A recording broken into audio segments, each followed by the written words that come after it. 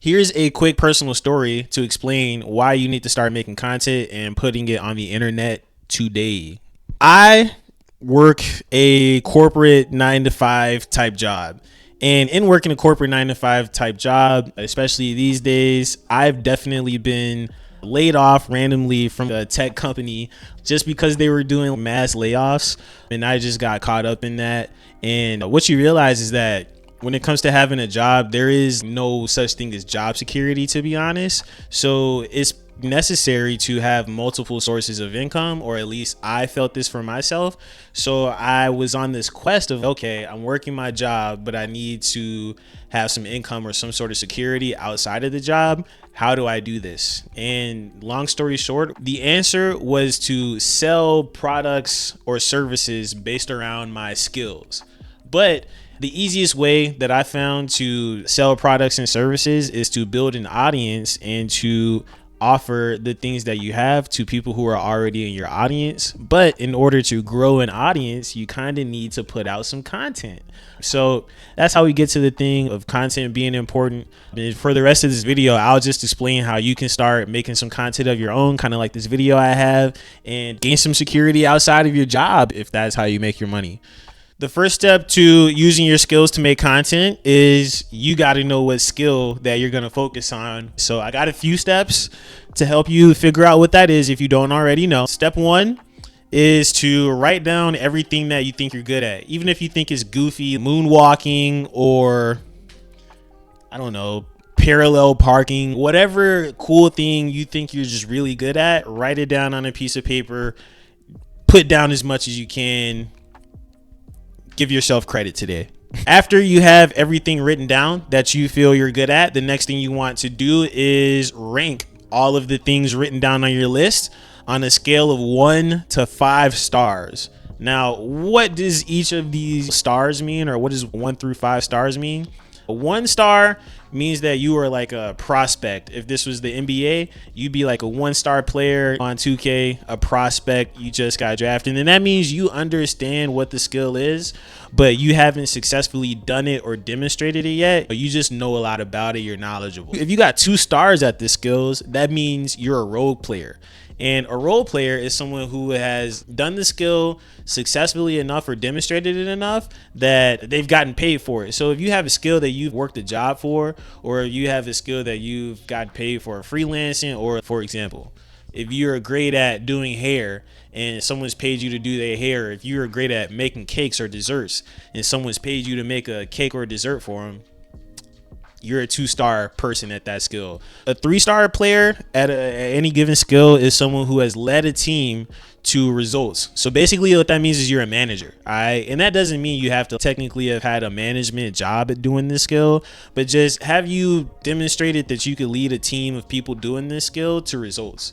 An example I could think of is if I was a rapper and I was great at rapping myself and I sold a lot of records, that's one thing. At that point, I'd be a great role player. But if I start a group of other musicians around me and we all reach success, then I'm a 3-star player. At that point, I'm a starter. 4-star player means you're an all-star. And what that means is that you can vocally or through writing, however you do it, you're great at teaching people to do a skill. If someone comes to you and they don't know the skill or they don't know what's going on, you could teach it to them and they'd be great.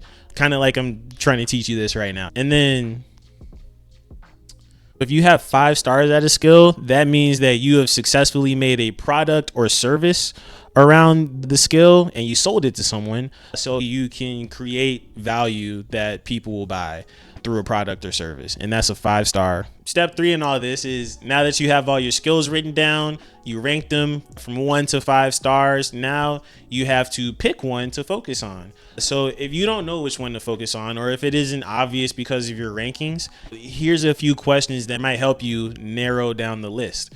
Question number 1 is, of the skills, of my highest ranked skills on my list, which one is someone most likely to pay me for? And if you don't know the answer to that, if you just want to know if your skill is marketable, I would go on LinkedIn and try and type in whatever your skill is. For example, if it's like baking cakes, go on LinkedIn and type that in. And if you don't see any roles on there that people would pay someone for baking, for example, maybe don't go for that. So I would just say, whatever your skill is, go on LinkedIn, type it in and see if there's people willing to pay for that type of thing, or go on Fiverr or Upwork and see if there's people willing to pay for whatever your skill is, whether it be paying you to do a job or if it's like a freelancer type of thing. Like, just see if there's people paying for the skill that you have. The next question is, of your highest ranked skills, which one or ones could you do for hours without getting tired? Basically, if you have a skill that gives you energy or doesn't drain energy, that's a good one to focus on, because you'll probably be a lot more likely to succeed at that. The last question is, of your highest ranked skills, which one or ones feel the least like work? So again, if you can have a skill that gets you paid, isn't draining to you, and it doesn't necessarily feel like work, go for that one. At this point, you know what your skill is. Now, what are you going to post about? Basically, what you don't want to do is think, oh, I'm talking about my skill. This is something I'm good at. This is something I love. Let me just talk about all the things that I personally want to talk about around my skill. That is like the thing not to do, because the content that you're going to put out, it isn't for you. Like, you already know your skill. You already know a lot of things around your skill. Really, the goal is to solve problems and bring solutions for other people who can't do what you can do. So an easy way to figure out what to post about or what to make your content about is just to go online and see what are people's pains around my skill. For example, if you're good at baking cakes, which I'm not, I personally would be lost on like what type of pan to get or what to spray the pan with or anything like that. I might go on Reddit or somewhere online and say, what do you spray a pan with if you want to bake a cake? So what I would do if I was you is go on Reddit and just type in your skill. If your skill is sales, type in what are people's problems around sales, or just type in sales and see what people are asking, or type in baking or whatever it is, the skill that you came to, and just search for that. And whenever you search, you'll see a list of people's questions, problems around the subject. Screenshot those questions and problems and make the content about those. Basically, make videos answering those questions. You could even just turn on a camera, get a microphone, like a cheap microphone off Amazon or something like that, and just Q&A style talking to the camera like I'm doing. So after you go on Reddit or wherever you go to search and just see what people are wanting around your skill or what their pains are around your skill, the next thing you got to do is make a post about it. So once you got some topics, what I do is I have this app on my phone called Otter AI, and it just lets me talk into the phone, kind of like I was recording like this, and it'll give me a transcript of all the things that I say. So I'll talk into the phone and it'll give me the words of everything that I said for that recording. Now, once you get the transcript from Otter AI, what I usually do after talking about the subject, because I think it's more fun to talk about a subject than to write about it, I'll attach the file to ChatGPT. I use DeepSeek a lot because I think it reads PDFs better, but attach it to some sort of AI and tell it to make a blog post out of your transcript. Whatever blog post it gives you, that is going to be your first draft. But if you're like, oh, I don't know how I'm going to do this, you don't even have to make a first draft. Just let the technology do it for you, and then go through and edit whatever it gives you for the draft. Like, copy it, paste it onto a Word document or wherever you might post it, and go through and edit it as a second draft. Go through manually and make it sound like yourself. And it's a lot easier to do that than just freestyling and going from scratch. Over time, especially as you start to do this more and you start to get more blog posts or written posts from the AI, every time you do this, try to notice what it did wrong. One thing that I hate that the AI does is it'll put dashes. And if you know what I'm talking about, that's a sure sign that it's AI. If it's a bunch of dashes on everything, before I tell it to give me a rough draft of the blog post or from whatever the transcript is I gave the AI, I tell it the rule in my prompt to not do all the dashes, and you'll figure out what to tell it not to do. And don't skip over documenting these things if you see it did something wrong or that you didn't like, and then put that into a prompt. Or next time you go to upload your transcript and you say, hey, turn this into a blog post, put here are my rules for the blog post, colon, and then just put the list of things that you don't want it to do, and that's going to save a lot of time editing once you get your first draft, and then you go through and you manually do your edits to make it sound like you and make it be more perfect. And that's how you're going to get a blog post. In case you're thinking after the last step, Nick, I'm not trying to be a blogger. It's 2026. Why are you talking about blog posts? The reason why I start with a blog post is because if I make a blog post about something, that makes it 10 times easier for me to make tweets about the thing, shorter posts, kind of like tweets or like a short post that you would put on LinkedIn or Facebook. You can just take those out of your blog post, and like one blog post gives you maybe at least 3 or 4 smaller posts that you could post, kind of like tweets or just short written posts on LinkedIn, Facebook. On Instagram, they have the carousels. You do an image and then it has some words on it with a white background, and then you swipe and then there's like more words, kind of like a mini blog post. But you can do all that if you just have one blog post, and just it's pretty easy to take the little pieces and post them. You got to add some pictures. I think especially on some of these platforms like LinkedIn with the shorter posts, you still should add a picture to go with it, but you could just search that really quick, download something and paste it. The biggest thing is that it's easier to make videos when you have something written that can guide you along. For example, this video that I'm making is a blog post on my website that I just am like reading through on my phone. Okay, you can't see that there. Okay, that you can't see it. You can't see it, but basically, like this whole time I'm recording the video, I'm just reading through my blog post and just going over what I said in the blog. And then once you make a bigger video, just kind of like you made a bigger blog post, it's easy to take little written posts out of it. You can take pieces of the longer video and post them as shorts, like YouTube shorts, TikToks, Facebook reels, like the short videos.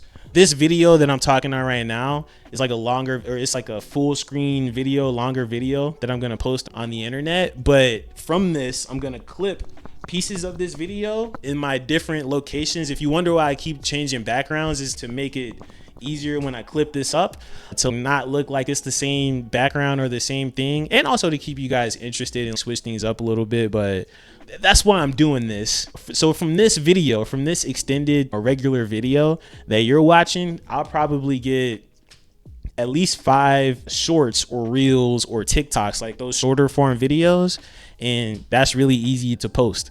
The final lesson in all of this is once you have your content, your written content, your video content, everything that you wanted for your content, the next thing you got to do is post it.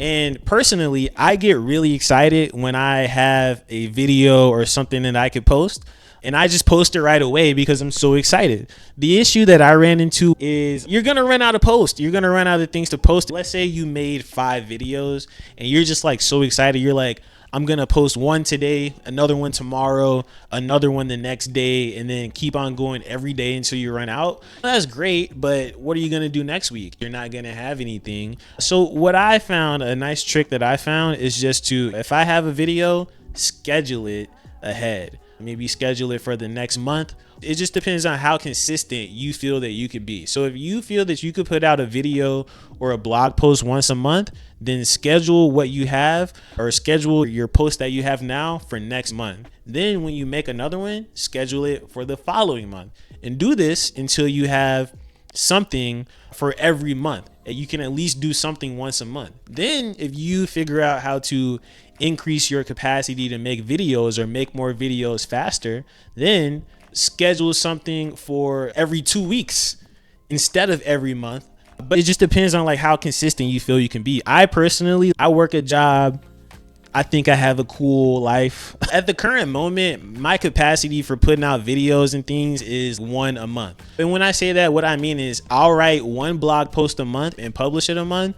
And for each blog post that I put out, I also make a video to go along with it. So I could do 1 blog post and 1 video per month. And then from there, I could get the smaller written post and then the shorts that I'll clip up from the longer video, and I could post maybe 1 of those per week. So I could do 1 short form post, reel or TikTok or YouTube shorts, one of those type videos or per week.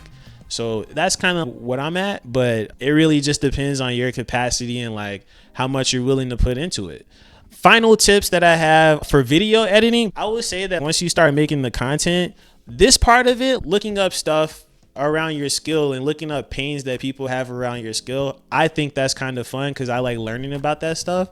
Recording the videos, I think recording the videos is fun. I've had a good time recording this video. I walked outside 10 minutes ago and I was talking to a lady just because she saw me with my camera or whatever. It's fun recording the videos. To me, it's fun writing the blog post. I think the two most grueling things in all of this is, I would say, coming up with pictures to go along with the blog post or the video or the thumbnail. That takes a little bit of time, and that's not my favorite thing personally to do. And then also editing the videos.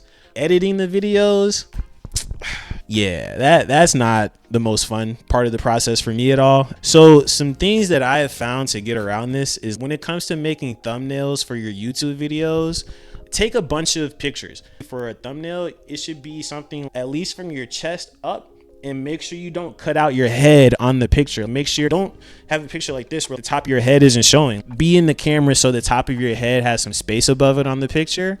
And then once you take a bunch of pictures, maybe switch your shirt for some of the pictures so they're not the same, load them onto Canva.